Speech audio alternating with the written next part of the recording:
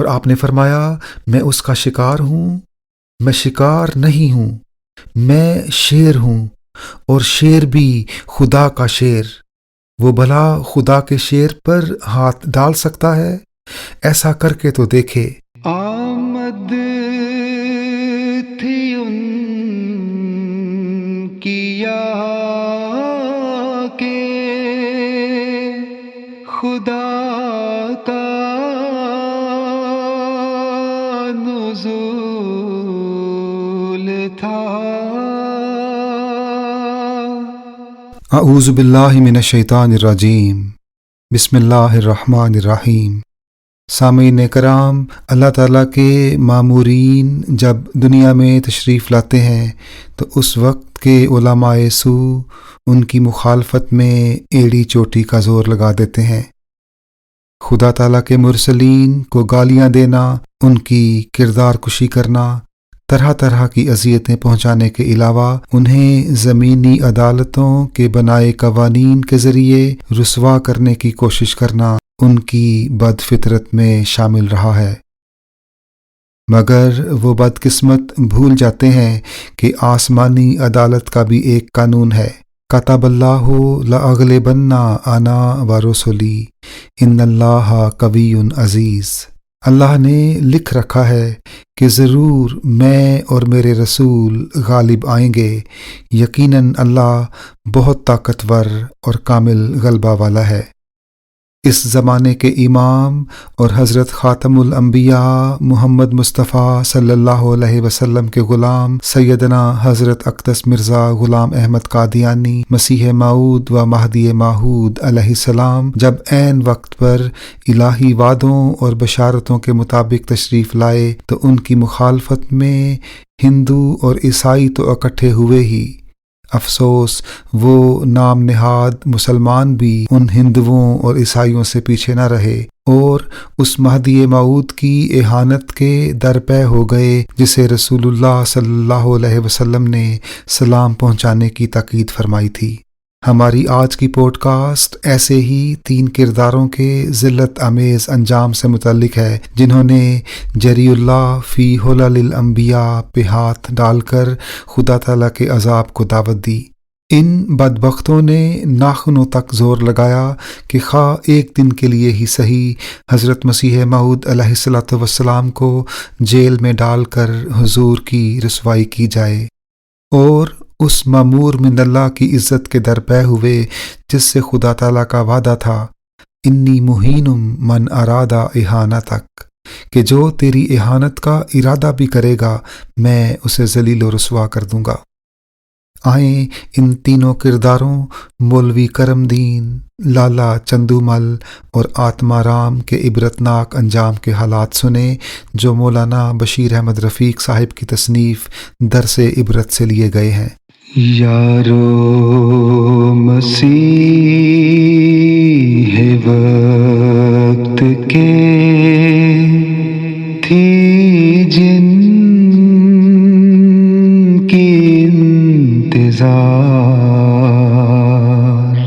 مولوی کرم دین حضرت مسیح موعود علیہ السلام کا شدید دشمن تھا۔ اس نے حضرت مسیح موعود علیہ السلام اور حکیم فضل دین صاحب کو خطوط لکھے جس میں یہ لکھا کہ پیر مہر علی شاہ صاحب گولڑوی نے جو کتاب سیف چشتیائی کے نام سے لکھی ہے وہ دراصل اس کی اپنی تصنیف نہیں بلکہ یہ کتاب مولوی محمد حسن فیضی نے لکھی ہے، جسے پیر مہر علی نے اپنے نام سے شائع کر دیا ہے اور اس طرح علمی سرقہ کیا ہے۔ مولوی کرم دین نے وہ کارڈ بھی حضور علیہ السلام کی خدمت میں بھیجا جس میں پیر مہر علی شاہ صاحب نے مولوی کرم دین کو مخاطب کرتے ہوئے اس بات کا اعتراف کیا تھا کہ پیر صاحب کی کتاب محمد حسن فیضی صاحب کے نوٹوں سے تیار کی گئی ہے۔ حضرت مسیح موعود علیہ السلام ان دنوں اپنی کتاب نزول المسیح تحریر فرما رہے تھے۔ حضور علیہ السلام نے یہ خطوط بعین ہی اپنی کتاب میں درج کر دیے۔ مولوی کرم دین نے جب اپنے ہی خطوط کو کتاب میں دیکھا اور اخبار الحکم مورخہ 17 ستمبر 1902 میں ان خطوط کو شائع شدہ دیکھا تو اسے پیر مہر علی شاہ صاحب سے خوف پیدا ہوا کہ وہ ناراض ہو جائیں گے۔ اس لیے محض پیر صاحب کی ناراضگی سے بچنے کے لیے اللہ تعالیٰ کی ناراضگی مول لے لی اور اس بات سے صاف انکار کر دیا کہ یہ خطوط اس نے لکھے تھے، اور جہلم کے ایک اخبار سراج الاخبار مورخہ 6 اکتوبر اور 13 اکتوبر 1902 میں اپنا ایک بیان شائع کیا جس میں ان خطوط کو جو حضرت مسیح موعود علیہ السلام نے نزول المسیح میں شائع کیے تھے جعلی قرار دیا، اور یہ لکھا کہ یہ سب خطوط جعلی ہیں۔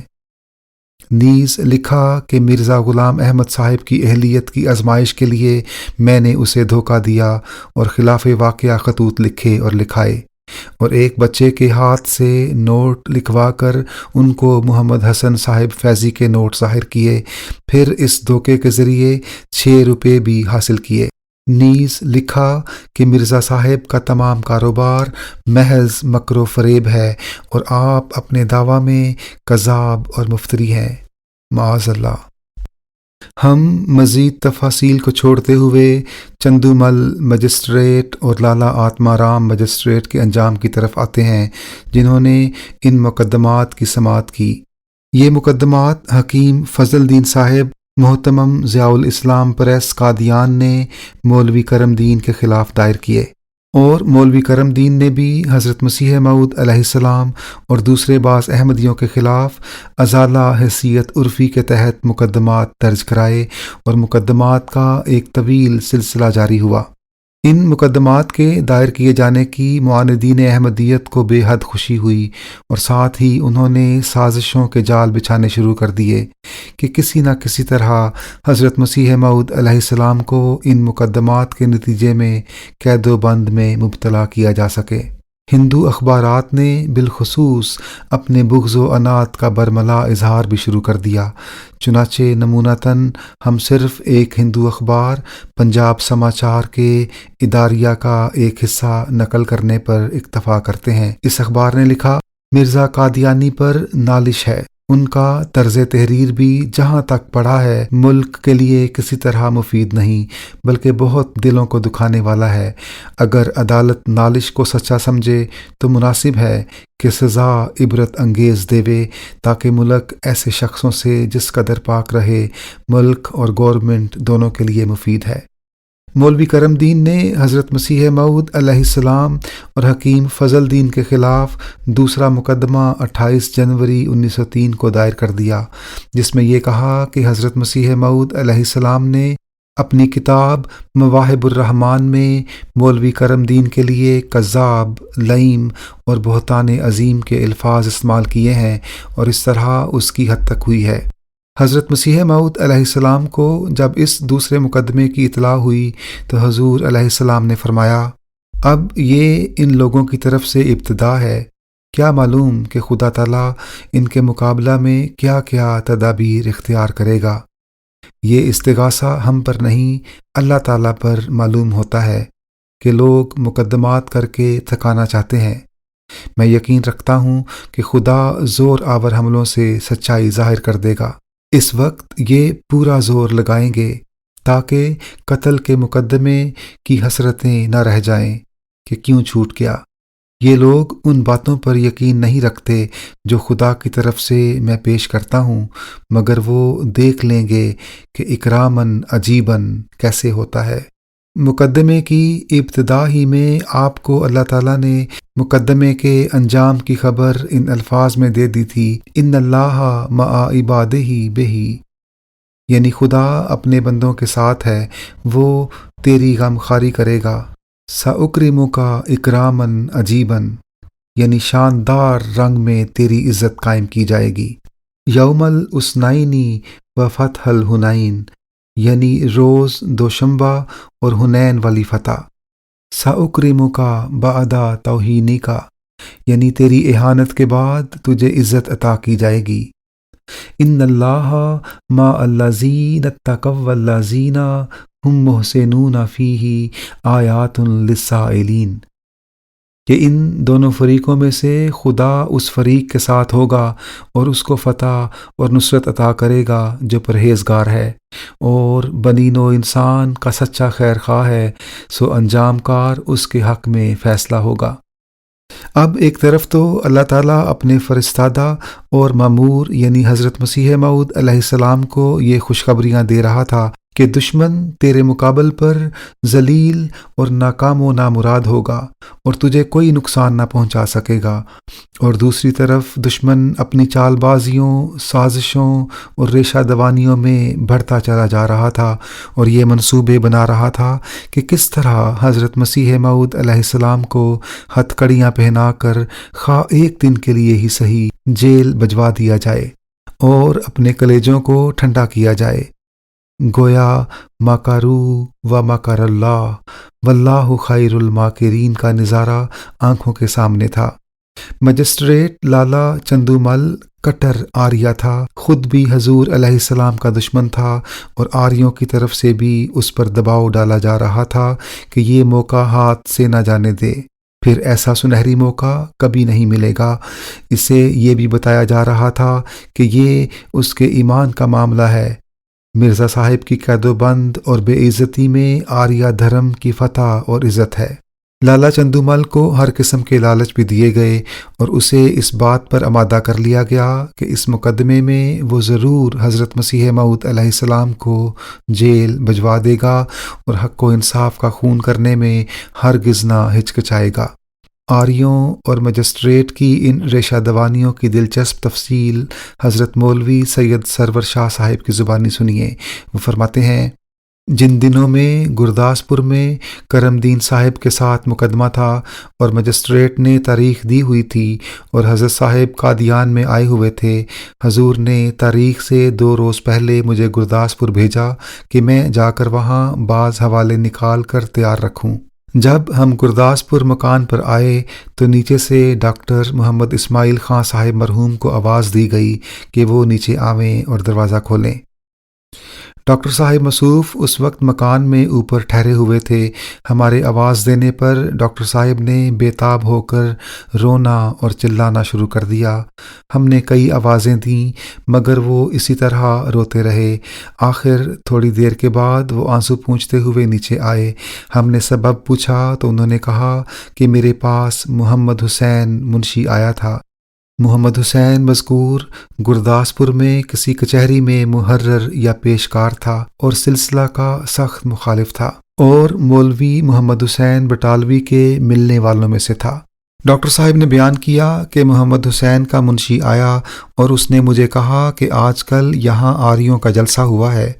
بعض آریہ اپنے دوستوں کو بھی جلسے میں لے گئے تھے، چنانچہ اسی طرح میں بھی وہاں چلا گیا۔ جلسے کی عام کارروائی کے بعد انہوں نے اعلان کیا کہ اب جلسے کی کارروائی ہو چکی ہے، اب لوگ چلے جائیں، کچھ ہم نے پرائیویٹ باتیں کرنی ہیں۔ چنانچہ سب غیر لوگ اٹھ گئے، میں بھی جانے لگا مگر میرے آریہ دوست نے کہا کہ اکٹھے چلیں گے، آپ ایک طرف ہو کر بیٹھ جاویں یا باہر انتظار کریں۔ چنانچہ میں وہاں ایک طرف ہو کر بیٹھ گیا۔ پھر ان آریوں میں سے ایک شخص اٹھا اور مجسٹریٹ کو مرزا صاحب کا نام لے کر کہنے لگا کہ یہ شخص ہمارا سخت دشمن اور ہمارے لیڈر لیکھ رام کا قاتل ہے۔ اب وہ آپ کے ہاتھ میں شکار ہے اور ساری قوم کی نظر آپ کی طرف ہے۔ اگر آپ نے شکار کو ہاتھ سے جانے دیا تو آپ قوم کے دشمن ہوں گے، اور اس قسم کی جوش دلانے کی باتیں کیں۔ مجسٹریٹ نے جواب دیا کہ میرا تو پہلے سے خیال ہے کہ ہو سکے تو نہ صرف مرزا کو بلکہ اس مقدمے میں جتنے بھی اس کے ساتھی اور گواہ ہیں سب کو جہنم میں پہنچا دوں، مگر کیا کیا جاوے کہ مقدمہ ایسی ہوشیاری سے چلایا جا رہا ہے کہ کوئی ہاتھ ڈالنے کی جگہ نہیں ملتی۔ لیکن اب عہد کرتا ہوں کہ خواہ کچھ ہو اس پہلی پیشی میں ہی عدالتی کارروائی عمل میں لے آؤں گا۔ ڈاکٹر صاحب بیان کرتے تھے کہ محمد حسین مجھ سے کہتا تھا کہ آپ یہ نہیں سمجھے ہوں گے کہ عدالتی کارروائی سے کیا مراد ہے۔ اس کا مطلب یہ ہے کہ ہر مجسٹریٹ کو یہ اختیار ہوتا ہے کہ شروع یا دوران مقدمہ میں جب چاہے ملزم کو بغیر ضمانت قبول کیے گرفتار کر کے حوالات میں دے دے۔ محمد حسین نے کہا، ڈاکٹر صاحب آپ جانتے ہیں کہ میں آپ کے سلسلہ کا سخت مخالف ہوں، مگر مجھ میں یہ بات ہے کہ میں کسی معزز خاندان کو ذلیل و برباد ہوتے، خصوصاً ہندوؤں کے ہاتھوں سے ذلیل ہوتے نہیں دیکھ سکتا، اور میں جانتا ہوں کہ مرزا صاحب کا خاندان ضلع میں سب سے زیادہ معزز ہے، بس میں نے آپ کو یہ خبر پہنچا دی ہے کہ آپ اس کا کوئی انتظام کر لیں، اور میرے خیال میں دو تجویزیں ہو سکتی ہیں۔ ایک تو یہ کہ چیف کورٹ لاہور میں یہاں سے مقدمہ تبدیل کرانے کی کوشش کی جاوے، اور دوسرے یہ کہ خواہ کسی طرح ہو مگر مرزا صاحب اس آئندہ پیشی میں حاضر عدالت نہ ہوں اور ڈاکٹری سرٹیفکیٹ پیش کر دیں۔ مولوی صاحب نے بیان کیا کہ ڈاکٹر صاحب نے یہ واقعہ بیان کیا تو ہم سب بھی خوف زدہ ہو گئے اور فیصلہ کیا کہ اسی وقت قادیان کوئی آدمی روانہ کر دیا جاوے جو حضرت صاحب کو یہ واقعات سنا دے۔ رات ہو چکی تھی، ہم نے یکا تلاش کیا اور گو کئی یکے موجود تھے، مگر مخالفت کا اتنا جوش تھا کہ کوئی یکا نہ ملتا تھا۔ ہم نے 4 گنا کرایہ دینا کیا مگر کوئی یکا والا راضی نہ ہوا۔ آخر ہم نے شیخ حامد علی اور عبد الرحیم باورچی اور ایک تیسرے شخص کو قادیان پیدل روانہ کیا۔ وہ صبح کی نماز کے وقت قادیان پہنچے اور حضرت صاحب سے مختصراً عرض کیا۔ حضور نے بے پرواہی سے فرمایا، خیر ہم بٹالہ چلتے ہیں۔ خواجہ کمال الدین صاحب اور مولوی محمد علی صاحب لاہور سے آتے ہوئے وہاں ہم کو ملیں گے، ان سے ذکر کریں گے اور وہاں پتہ لگ جائے گا کہ تبدیلی مقدمہ کے متعلق ان کی کوشش کا کیا نتیجہ ہوا ہے۔ چنانچہ اسی دن حضور بٹالہ آ گئے۔ گاڑی میں مولوی محمد علی صاحب اور خواجہ صاحب بھی مل گئے۔ انہوں نے خبر دی کہ تبدیلی مقدمہ کی کوشش کامیاب نہیں ہوئی۔ پھر حضرت صاحب گرداسپور چلے آئے اور رستہ میں خواجہ صاحب اور مولوی صاحب کو اس واقعہ کی کوئی اطلاع نہیں دی۔ جب آپ گرداسپور پہنچے تو حسب عادت الگ کمرے میں چارپائی پر جا لیٹے، مگر اس وقت ہمارے بدن کے رونگٹے کھڑے تھے کہ اب کیا ہوگا۔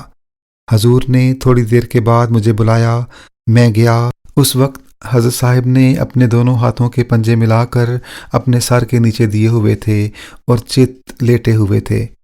میرے جانے پر ایک پہلو ہو کر کوہنی کے بل اپنی ہتھیلی پر سر کا سہارا دے کر لیٹ گئے اور مجھ سے فرمایا، میں نے آپ کو اس لیے بلایا ہے کہ وہ سارا واقعہ سنوں کہ کیا ہے۔ اس وقت کمرے میں کوئی اور آدمی نہیں تھا، صرف دروازے پر میاں شادی خاں کھڑے تھے۔ میں نے سارا واقعہ سنایا کہ کس طرح ہم نے یہاں آ کر ڈاکٹر اسماعیل خاں صاحب کو روتے ہوئے پایا، پھر کس طرح ڈاکٹر صاحب نے منشی محمد حسین کے آنے کا واقعہ سنایا، اور پھر محمد حسین نے کیا واقعہ سنایا۔ حضور خاموشی سے سنتے رہے۔ جب میں شکار کے لفظ پر پہنچا تو یک لخت حضرت صاحب اٹھ کر بیٹھ گئے اور آپ کی آنکھیں چمک اٹھیں اور چہرہ سرخ ہو گیا، اور آپ نے فرمایا، میں اس کا شکار ہوں؟ میں شکار نہیں ہوں، میں شیر ہوں، اور شیر بھی خدا کا شیر۔ وہ بھلا خدا کے شیر پر ہاتھ ڈال سکتا ہے؟ ایسا کر کے تو دیکھے۔ یہ الفاظ کہتے ہوئے آپ کی آواز اتنی بلند ہو گئی کہ کمرے کے باہر بھی سب لوگ چونک اٹھے اور حیرت کے ساتھ ادھر متوجہ ہو گئے، مگر کمرے کے اندر کوئی نہیں آیا۔ حضور نے کئی دفعہ خدا کے شیر کے الفاظ دہرائے، اور اس وقت آپ کی آنکھیں جو ہمیشہ جھکی ہوئی اور نیم بند رہتی تھیں، واقعی شیر کی آنکھوں کی طرح کھل کر شعلہ کی طرح چمکتی تھیں، اور چہرہ اتنا سرخ تھا کہ دیکھا نہیں جاتا تھا۔ پھر آپ نے فرمایا، میں کیا کروں؟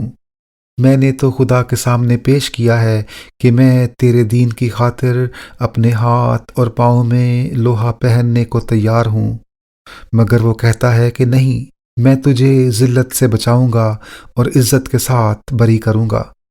پھر آپ محبت الہی پر تقریر فرمانے لگے اور تقریباً نصف گھنٹہ تک جوش کے ساتھ بولتے رہے، لیکن پھر یک لخت بولتے بولتے آپ کو ابکائی آئی اور ساتھ ہی قے ہوئی جو خالص خون کی تھی، جس میں کچھ خون جمع ہوا تھا اور کچھ بہنے والا تھا۔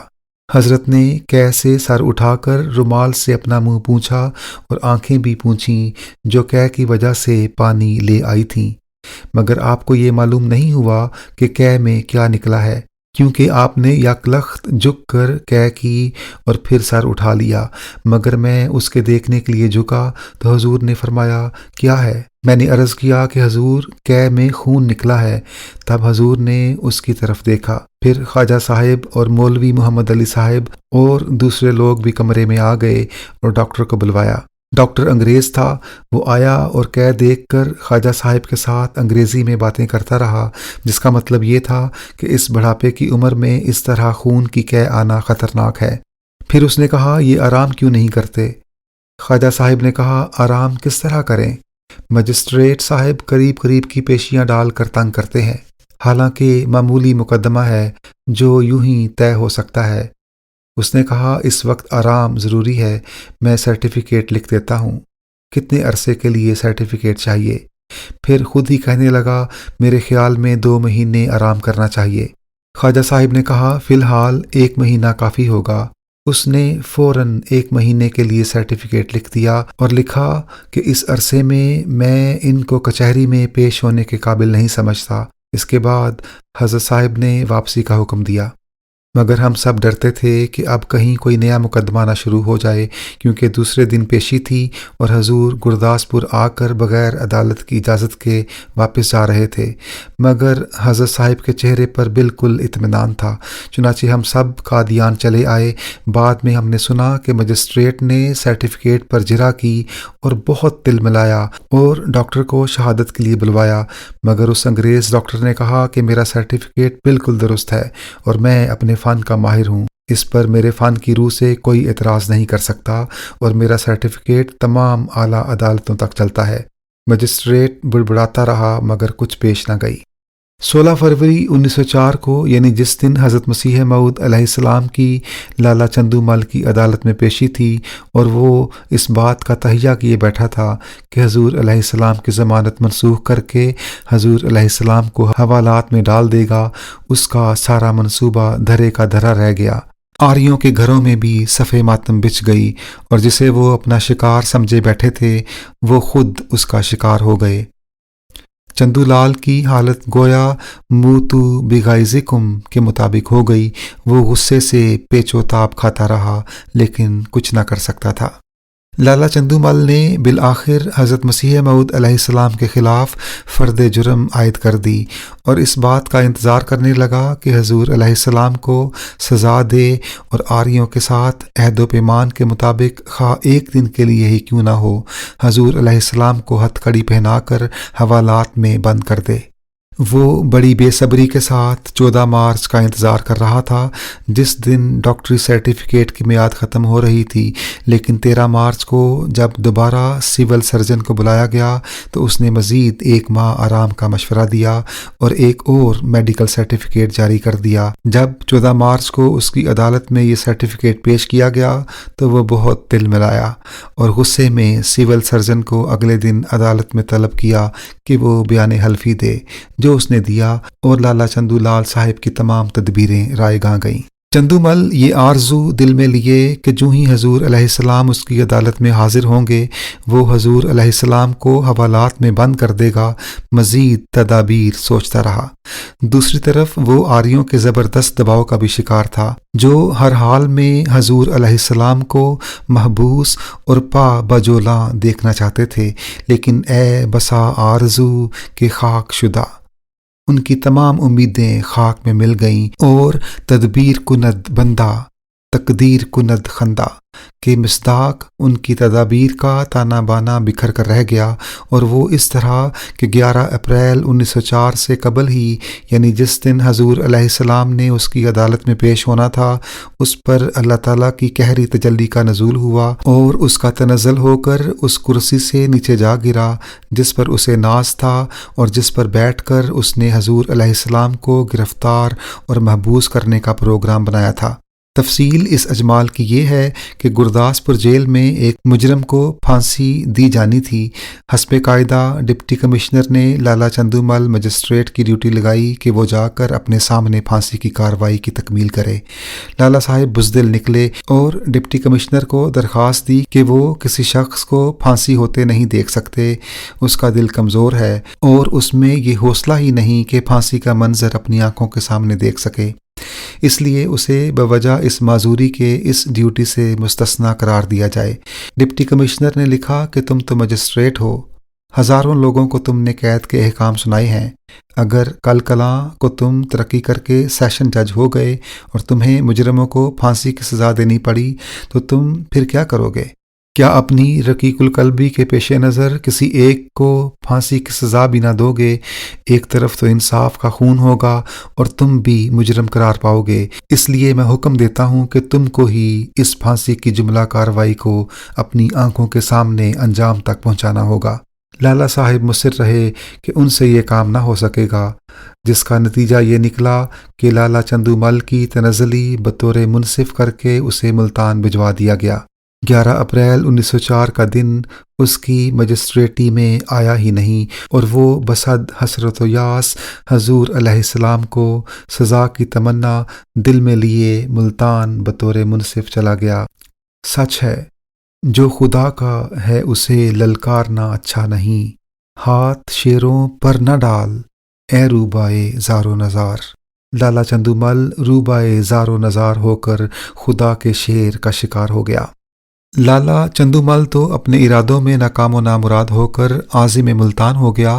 اس کی جگہ اس سے بڑھ کر متعصب آریہ مجسٹریٹ مہتا آتما رام مقرر ہوا۔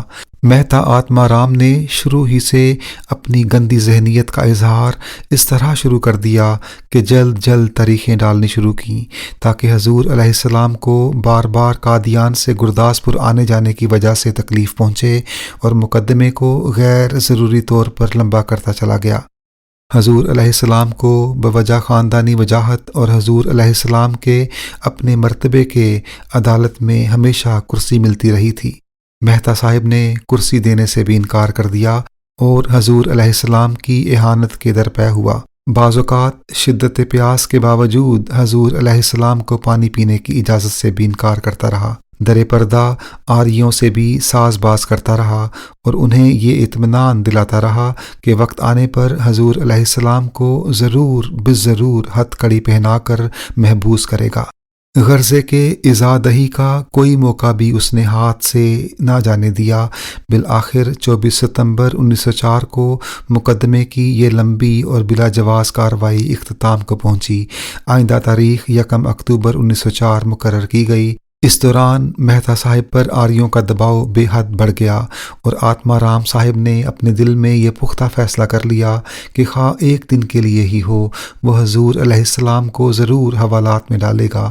اس غرض کے لیے اس نے خاص منصوبہ بندی بھی کر رکھی تھی، یعنی فیصلے کا دن ہفتے کو رکھا اور فیصلے کو ہفتے کے دن کے آخری حصے میں رکھا۔ مقصد اس کا یہ تھا کہ چونکہ اتوار چھٹی کا دن ہے، اس لیے فیصلے کی تعمیل ہفتے کی شام کو نہ ہو سکنے کی وجہ سے وہ کم از کم ہفتہ اور اتوار کو حضور علیہ السلام کو حوالات میں رکھ سکے گا۔ خیر 1 اکتوبر 1904 آ گئی۔ چونکہ عام خیال یہی تھا کہ یہ فیصلے کا دن ہے، اس لیے دور دور سے احمدی احباب گرداسپور پہنچ گئے۔ آریہ اور حضور علیہ السلام کے دوسرے معاندین بھی کثیر تعداد میں عدالت کے ارد گرد جمع ہو گئے، لیکن آتما رام نے فیصلے کی تاریخ بدل کر 8 اکتوبر کر دی۔ 8 اکتوبر 1904 کو آتما رام نے حضور علیہ السلام کو قید کرنے کے سارے انتظامات مکمل کر لیے۔ عدالت کے ارد گرد پولیس کے پہرے کے خاص انتظامات کیے گئے۔ پولیس کو سختی سے ہدایت کی گئی کہ حضور علیہ السلام کے سوا کسی اور کو عدالت کے اندر داخل نہ ہونے دیا جائے۔ آریوں کو در پردہ اطلاع دی گئی کہ وہ عدالت کے باہر جمع ہو کر حضور علیہ السلام کو ہتھ کڑیاں لگنے اور حوالات جانے کا نظارہ دیکھیں۔ ہفتہ کو بعد دوپہر عدالت کے برخاست میں چند منٹ باقی تھے کہ اس نے حضور علیہ السلام کو عدالت میں طلب کیا۔ اتفاق سے حضور علیہ السلام کے وکیل خواجہ کمال الدین صاحب کسی کام سے عدالت کے احاطہ سے باہر گئے ہوئے تھے، اس لیے حضور علیہ السلام اکیلے ہی کمرۂ عدالت میں داخل ہو گئے۔ ڈاکٹر بشارت احمد صاحب مؤلف مجدد اعظم کا بیان ہے کہ حضرت اقدس اور حکیم فضل دین کو کمرۂ عدالت میں بلایا گیا اور عدالت میں پہرا لگا دیا گیا اور سپاہیوں کو کہہ دیا گیا کہ سوائے مرزا صاحب اور حکیم فضل دین صاحب کے کوئی دوسرا شخص عدالت کے کمرے میں نہ آئے۔ اور ایک سپاہی ہتھکڑیاں لے کر عدالت کے کمرے میں کھڑا کر دیا گیا اور کہہ دیا گیا کہ جرمانے کا حکم سنتے ہی اگر فوراً جرمانہ ادا نہ ہو تو دونوں صاحبان کو فوراً ہتھکڑی لگا کر جیل خانہ پہنچا دیا جائے۔ حضرت اقدس علیہ السلام ان تمام منصوبوں سے بے خبر نہایت بے پرواہی سے کمرہ عدالت میں داخل ہو گئے، اور ساتھ ہی حکیم صاحب بھی۔ خواجہ کمال الدین صاحب حوائج ضروریہ کے لیے گئے ہوئے تھے۔ وہ واپس آئے تو دیکھا کہ حضرت اقدس علیہ السلام عدالت کے کمرے میں اکیلے داخل ہو رہے ہیں۔ دریافت کرنے پر معلوم ہوا کہ مجسٹریٹ نے فیصلہ سنانے کے لیے بلایا ہے اور حکم دیا ہے کہ کوئی اور آدمی کمرے میں نہ آئے۔ ان کا ماتھا ٹھنکا، انہوں نے سمجھ لیا کہ خیر نہیں۔ بھاگ کر عدالت کے کمرے کے دروازے پر پہنچے، اندر گھسنے لگے تو دو سپاہیوں نے دروازے پر دونوں طرف سے آگے بڑھ کر روکا۔ انہوں نے کہا، میں کیسے اندر نہ جاؤں؟ میں ملزمان کا وکیل ہوں، اور ساتھ ہی بغیر کسی جواب کے انتظار کے دونوں ہاتھ پھیلا کر دونوں سپاہیوں کو دروازے کے باہر دھکیل دیا۔ ماشاءاللہ تنومند آدمی تھے، سپاہی پھر نہ بولے۔ کمرے کے اندر گئے تو مجسٹریٹ فیصلہ سنا رہا تھا۔ وہاں جو 700 روپے جرمانہ سنا تو انہوں نے فوراً 700 روپے کے نوٹ جیب میں سے نکال کر عدالت کی میز پر رکھ دیے۔ مجسٹریٹ ہکا بکا رہ گیا۔ اس کا سارا منصوبہ حضرت اقدس علیہ السلام کو قید کرنے کا خاک میں مل گیا۔ بہت تلملایا اور چہرہ سیاہ پڑ گیا، لیکن نوٹوں کو دیکھ کر چہرے پر رونق آ گئی۔ اس زمانے میں نوٹوں پر لاہور، کلکتہ، کراچی، مدراس وغیرہ لکھا ہوتا تھا، باقی نوٹ دکاندار قبول نہ کرتے تھے۔ خواجہ صاحب نے جو نوٹ عدالت کے سامنے پیش کیے تھے ان پر مدراس، کراچی لکھا ہوا تھا۔ فوراً مجسٹریٹ صاحب بولے کہ یہ نوٹ مدراس، کراچی کے ہیں، یہاں قابل قبول نہیں۔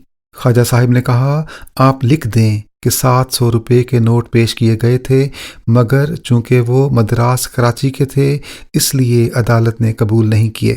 اس پر وہ عاجز آ گیا، کیونکہ گو بازار میں دکاندار مدراس، کراچی کے نوٹ نہ لیں، لیکن گورنمنٹ اپنے نوٹ برٹش انڈیا کے حدود کے اندر لینے سے انکار نہیں کر سکتی تھی۔ چاروں ناچار اس نے نوٹ قبول کر لیے اور بصد حسرت و یاس حضرت اقدس علیہ السلام اور حکیم صاحب کو جانے کی اجازت دی۔ حضور علیہ السلام کمرہ عدالت سے باہر تشریف لائے تو آریوں اور حضور علیہ السلام کے معاندین پر جو عدالت کے احاطہ میں جمع تھے، سکتے کا عالم طاری ہو گیا۔ انہوں نے دیکھا کہ نہ حضور علیہ السلام کے ہاتھ میں ہتھکڑی ہے اور نہ پولیس کا پہرا ہے۔ مایوسی میں یہ عدالت کی طرف دوڑے۔ وہاں جا کر معلوم ہوا کہ مہتا آتما رام صاحب باوجود مجسٹریٹی کی طاقت اور دبدبے کے خدا کے شیر پر ہاتھ ڈالنے میں ناکام رہا ہے، اور اس ذلت نے اسے آریوں کے سامنے منہ دکھانے کے قابل نہیں رکھا۔ لالا آتما رام اپنے تمام داؤ پیچ کھیل چکا تو اللہ تعالیٰ نے اسے اپنی قہری تجلی کا نشان بنایا۔ اس کی ذلت کے لیے تو یہی بات کافی تھی کہ وہ اپنے ناپاک عزائم میں بری طرح ناکام و نامراد ہوا تھا، اور اپنی قوم یعنی آریوں کے سامنے بھی ذلیل و رسوا ہو چکا تھا، لیکن ابھی پردہ غیب میں اس کے لیے مزید سزائیں باقی تھیں۔ دوران مقدمہ ہی اس کے دو جوان بیٹے عین حضرت مسیح موعود علیہ السلام کی پیش گوئی کے مطابق 25 روز کے اندر یکے بعد دیگرے مر گئے اور اس کے گھر میں صف ماتم بچھ گئی۔ حضرت مسیح موعود علیہ السلام فرماتے ہیں، ایسا اتفاق ہوا کہ آتما رام نے اس مقدمے میں اپنی نافہمی کی وجہ سے پوری غور نہ کی اور مجھ کو سزائے قید دینے کے لیے مستعد ہو گیا۔ اس وقت خدا نے میرے اوپر ظاہر کیا کہ وہ آتما رام کو اس کی اولاد کے ماتم میں مبتلا کرے گا۔ چنانچہ یہ کشف میں نے اپنی جماعت کو سنا دیا، اور پھر ایسا ہوا کہ قریباً 20-25 دن کے عرصے میں 2 بیٹے اس کے مر گئے، اور آخر یہ اتفاق ہوا کہ آتما رام سزائے قید تو مجھ کو نہ دے سکا، اگرچہ فیصلہ لکھنے میں اس نے قید کرنے کی بنیاد بھی باندھی، مگر آخر پر خدا نے اس کو اس حرکت سے روک دیا۔ لیکن تاہم اس نے 700 روپیہ جرمانہ کیا۔ پھر ڈویژنل جج کی عدالت سے عزت کے ساتھ میں بری کیا گیا اور کرم دین پر سزا قائم رہی اور میرا جرمانہ واپس ہوا، مگر آتما رام کے 2 بیٹے واپس نہ آئے۔ لالا آتما رام اپنے جوان بیٹوں کے غم میں نیم پاگل ہو گیا۔ اسے کسی پل چین و آرام نہ تھا۔ اس کا گھر اجڑ گیا تھا اور وہ پاگلوں جیسی حرکتیں کرنے لگا تھا۔ خدا کی شان دیکھیں کہ یہی آتما رام ایک دن حضرت مسیح موعود علیہ السلام کے فرزند کے آگے ہاتھ جوڑ جوڑ کر دعا کی درخواست کرنے کے لیے حاضر ہوا کہ بقول اس کے اب اس میں مزید غم برداشت کرنے کی طاقت باقی نہیں رہی۔ تفصیل اس اجمال کی یہ ہے کہ لالا صاحب کا ایک اور بیٹا دریا میں غرق ہو گیا اور لالا صاحب کی کیفیت نیم پاگلوں سے بھی بدتر ہو گئی۔ خدا کی قدرت، حضرت مسلم موعود رضی اللہ تعالیٰ عنہ دہلی سے قادیان جاتے ہوئے لدھیانہ اسٹیشن پر تھے کہ کسی نے آ کر عرض کیا کہ ایک ہندو جو بہت خستہ حال و پریشان ہے آپ سے ملنا چاہتا ہے۔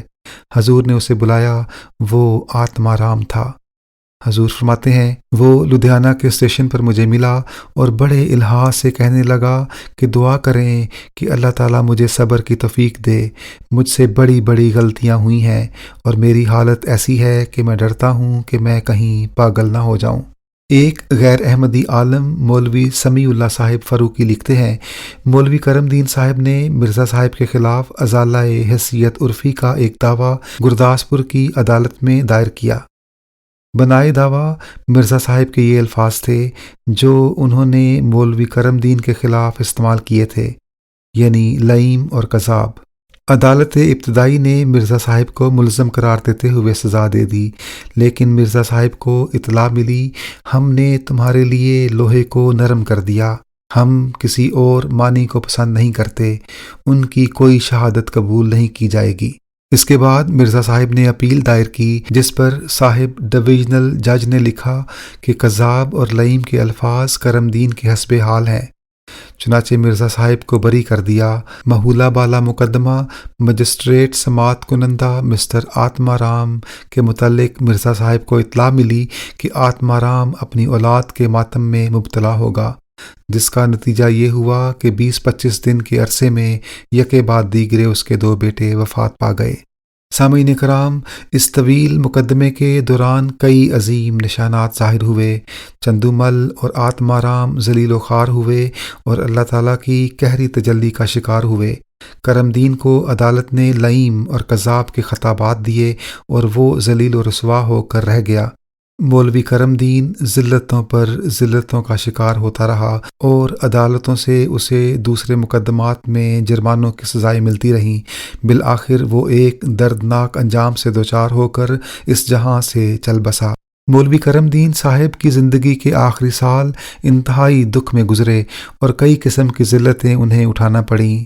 مثلاً 1940 میں انہوں نے ایک ساس اور داماد کا نکاح پڑھا، جس پر ان کے گاؤں بھیں اور گرد و نواح میں شور پڑ گیا اور انہی کے ہم عقیدہ مشہور علماء نے ان کے مقابلے پر موضع بھیں میں جلسہ کیا، جس میں 200 افراد نے مولوی کرم دین صاحب کے عذرات کے بارے میں حلفاً گواہی دی کہ مولوی کرم دین کی طرف رائی کے دانے کے برابر بھی صداقت نہیں، بلکہ بناوٹ ہے جو طمع نفسانی کی خاطر ہاتھ پاؤں مار رہا ہے۔ جلسے میں لوگوں نے بکثرت یہ شکایات کی کہ فلاں جگہ میں مولوی کرم دین نے نکاح پر نکاح پڑھا ہے۔ ایک عالم نے دوران تقریر کہا کہ مولوی کرم دین صاحب نے کسی قدر تعصب اور عناد سے کام لیا ہے کہ خواہ مخواہ اہل سنت والجماعت کے لوگوں کو شیعہ قرار دیا اور علماء کرام کو دھوکہ دیا، لعنت اللہ علی الکاذبین۔ جلسے کے بعد علماء نے مولوی کرم دین صاحب سے مناظرہ بھی کیا۔ مناظرہ کے بعد ان کو ننگ اسلام قرار دیتے ہوئے فتویٰ دیا کہ اگر وہ عوام کے سامنے توبۃ النصوح نہ کریں تو دینی اور دنیاوی معاملات میں نشست و برخاست علیق سلیق حرام ہے۔ اس واقعہ کے اگلے سال 6-7 جولائی 1941 کی رات کو ڈومن تحصیل چکوال میں ان کا بیٹا مولوی منظور حسین چکوال کے ایس ڈی او کو قتل کر کے فرار ہو گیا، جس پر پولیس نے مولوی کرم دین صاحب کو 21 جولائی 1941 کو ڈھاب کلاں تحصیل چکوال میں گرفتار کر لیا اور اسے شہر بشہر لیے پھرتی رہی اور ان کی بیوی بھی کئی دن پولیس کی تحویل میں رہی۔ آخر جب مولوی منظور حسین کا کچھ سراغ نہ ملا تو 25 جولائی 1942 کو مولوی کرم دین صاحب کی جائیداد کی ضبطی یا نیلامی کا حکم دے دیا گیا۔ تا دہشت زدہ ہو کر وہ اپنا لڑکا حاضر عدالت کریں، مگر ان کا لڑکا 29 نومبر 1942 کو بنو پولیس کے ہاتھوں ہلاک ہو گیا۔